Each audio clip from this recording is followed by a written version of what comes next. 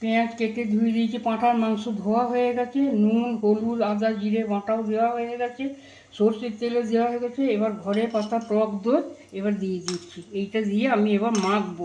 ভিনিগারটাও দেওয়া হয়ে গেছে, এবার এইটা দিয়ে মাখবো। আর লেবুর রসও দিয়ে দিচ্ছি, লেবুর রস দিয়ে এবার আমি এটাকে ভালো করে মেখে নেব।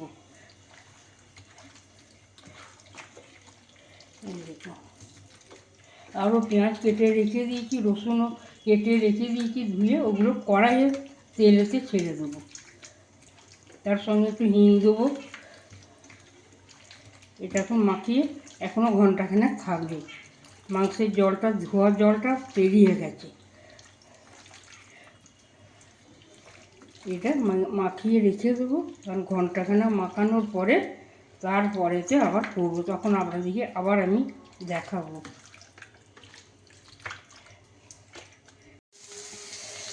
এতে পেঁয়াজ রসুন হিং দেওয়া হয়ে গেছে, দিয়ে এবার একদম ব্রাউন কালারটাও এসে গেছে। এবার আমি যেটা করবো এইগুলোকে সব আস্তে আস্তে করে ছেড়ে দেবো।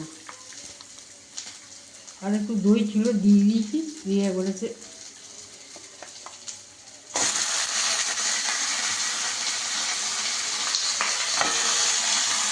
আলু আমার ভাজা হয়ে গেছে। এদিকে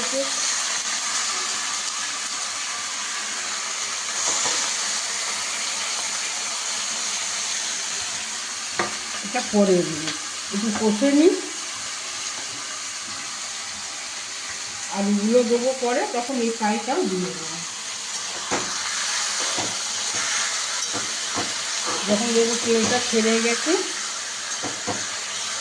মটনের গা করবে, তখন ওই আলু আর এই ফ্রাইটা দিয়ে দেবো। এখন এটা কষতে থাকতে হবে, যত নাড়বো তত এটা নরম হবে।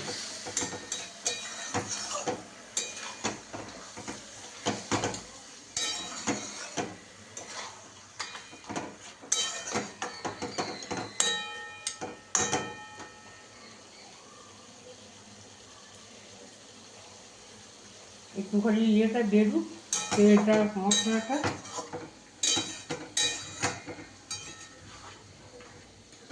আপনারাও এরকমভাবে করে করবেন, খাবেন।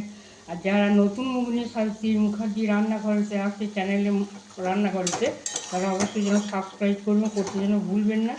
আর কেমন রান্নাগুলো করি দেখেন আপনারা, ভালো লাগে আমাকে লিখে পাঠান। কেন আপনারা লিখে পাঠালে, আপনারা আমার সঙ্গে থাকলে, আপনারা বললে তবে না আমার আগ্রহটা এনার্জিটা আরও আসবে। রান্নাটা কেমন হয় না হয়।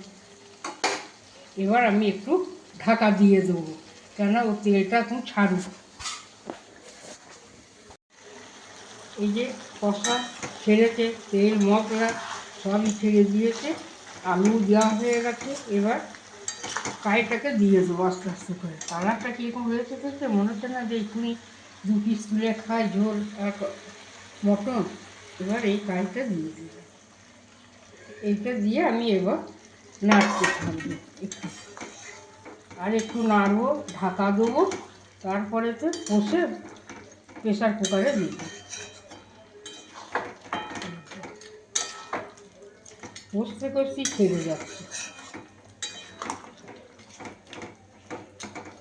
কালারটা কীরকম হয়েছে বলুন,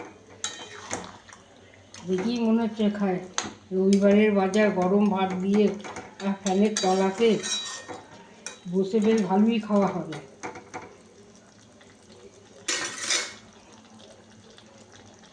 এবার ঢাকাটা দিয়ে দিই, ফুটছে, এই যে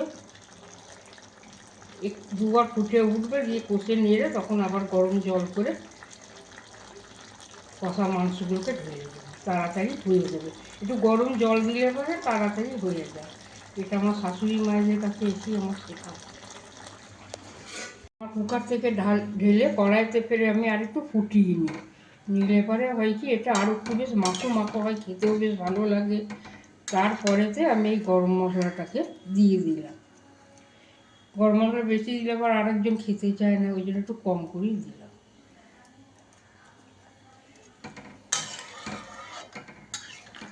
এবার ভাত দিয়ে, গরম গরম ভাত দিয়ে একটু দেরি হয়ে গেল, কিন্তু হলেই কি হয়, খেতেও বেশ ভালো লাগবে। তো এই দেখো কালারটা কীরকম হয়েছে দেখছেন, একদম নুন মিষ্টি ঝাল সব ঠিকঠাক হয়ে যাচ্ছে।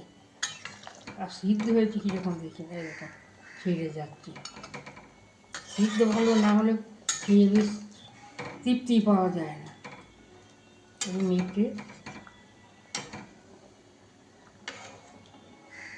সেটা আমার কোথায় ঢুকে গেল। মেটে আছে 4 পিস মেটে আছে, খাবো তো 2 জন, 2 পিস করে ভাগে পড়বে।